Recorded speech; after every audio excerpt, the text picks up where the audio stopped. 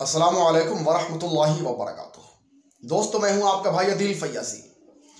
4-5 दिन पहले मेरे एक दोस्त ने मेरे व्हाट्सएप पर मुझे एक तहरीर भेजी। जब मैंने उस तहरीर को पढ़ा, यकीन मानिए कि दिल पर एक झटका सा लगा और एक चोट लगी। वो तहरीर मैं आपके सामने रखना चाहता हूं। आप इस तहरीर को तवज्जो के साथ सुने और इस वीडियो को ज़्यादा से ज़्यादा मस्जिदों के मुतवल्लियान तक पहुंचाने की आप कोशिश करें। लेकिन उससे पहले मैं आपसे छोटी सी मुअद्दबाना गुजारिश करूंगा कि अगर चैनल पर आप लोग पहली बार आए हैं और अभी तक चैनल को सब्सक्राइब नहीं किया है तो आप चैनल को सब्सक्राइब कर लें। सब्सक्राइब करने में आपका कुछ नहीं जाता है और आप जब चैनल को सब्सक्राइब कर लेते हैं तो हमें हौसला मिल जाता है। तहरीर मैं आपके सामने पढ़ के सुनाता हूँ, सुनिए।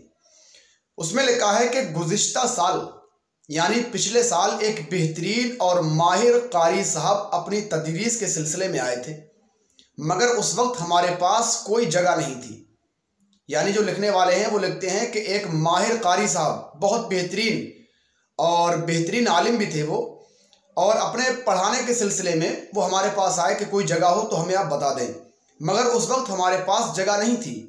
अब मैंने सोचा उनसे रब्ता करते हैं, यानी अब जगह आई तो सोचा कि उनसे हम रब्ता करें, उनको बताएं कि भाई आपने हमसे जगह के बारे में पूछा था तो अब उस जगह पर आप चले जाएं। राब्ता करने पर मालूम हुआ वो किसी फैक्ट्री में मजदूरी करते हैं। सोचने का मकाम है मेरे भाई, वो किसी फैक्ट्री में मजदूरी करते हैं। मैंने उनसे वजह पूछी तो कहने लगे कई जगहों पर कोशिश की मगर कोई भी 12,000 से ऊपर वजीफा देने के लिए तैयार नहीं था। हालात बहुत परेशान कुन हो गए थे तो मजबूरन यहाँ आना पड़ा। मजबूरन फैक्ट्री में मजदूरी करना पड़ी। हालांकि दोस्तों, किसी फैक्ट्री में या कहीं भी मजदूरी करना या नौकरी करना नाजायज़ व हराम नहीं है, लेकिन एक आलिम की शान क्या होती है वो मैं आपको बताने की कोशिश कर रहा हूँ।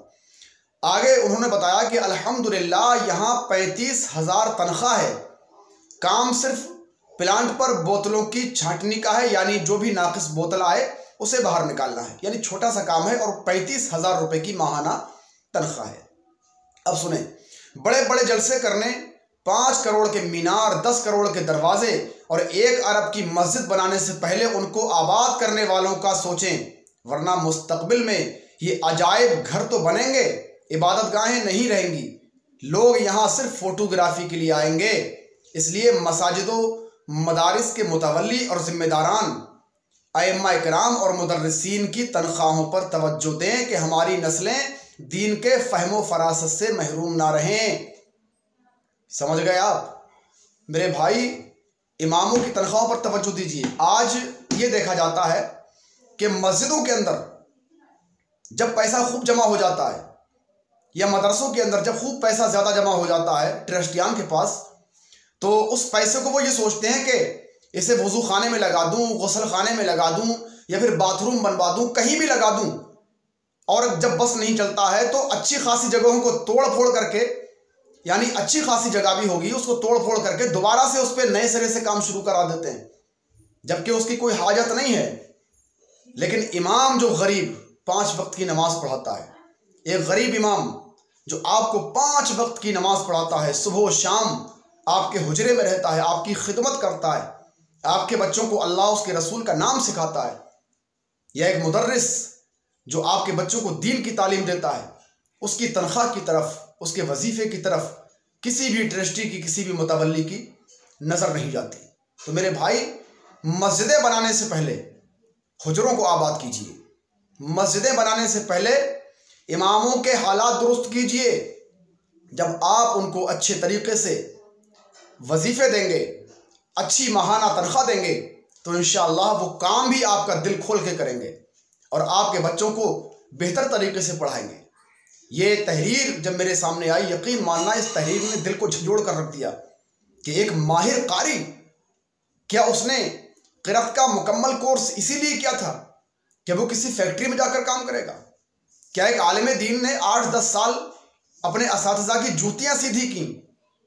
क्या इसी दिन के लिए सीधी की थी कि वो किसी फैक्ट्री में जाकर किसी के ताबे होकर काम करेगा?